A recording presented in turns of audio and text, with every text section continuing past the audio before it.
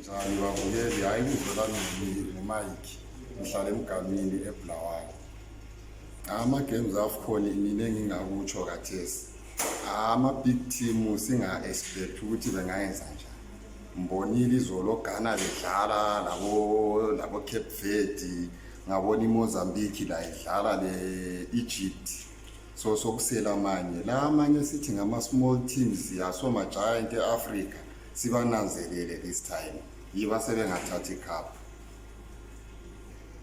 Ngendlela abadlale ngayo ade singa-expect ukuthi oMozambique sebengaze begijimisa osala soyana, because osala bayazakala badlalela ama-international le. Singakhanyela iGhana is an African giant team, but izolo yade kuyenza hayi amanye ama-team esithi ngama-small teams. This time I can promise you, yiba abantu asebenga-surprised with ama-big teams.